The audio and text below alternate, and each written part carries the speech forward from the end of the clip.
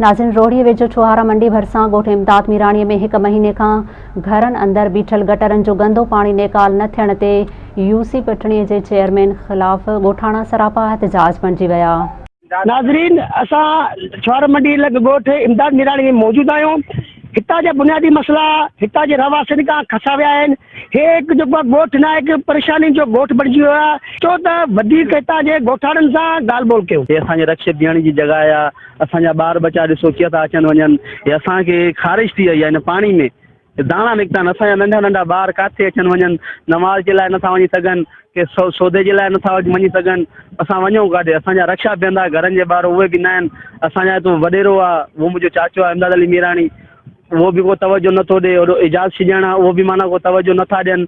माना असांजी मालकी कई वञे। ये सामने भी इनका घर है और इधर भी घर है। ये गंदगी आप देख रहे हो। मेन तकलीफ हमको ये है, यहाँ पे हमारे पास कोई भी सफाई का निज़ाम नहीं। ऐसे लगते हैं हम कोई जानवर है। इससे अच्छे तो हम कच्चे बंदर पे बैठे थे। यहाँ लाके तो हमको ये समझ लो गोलियां मार रहे हैं। ये जिंदा को मारा जा रहा है। ये हमारा ये हमें ये म्युनिसिपलिटी है क्या कोई 1-2 भंगी दो।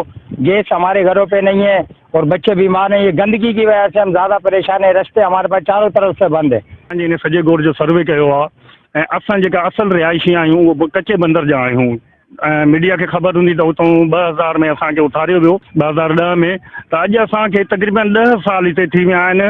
10 सालनि में अवां सर्वे कयो आहे। असांखे को बि कंहिं बि क़िस्म जी का बि सहूलियत हिते मुयसरु न थी आहे। इलेक्शन दौरान साईं खुर्शीद अहमद शाह जेको आहे हिते हिकु चक्कर आया हुया। कैमरामैन शोएब अली सुमर सां गॾु सैफुल्लाह बलोच, मेरान टीवी न्यूज़, रोहड़ी।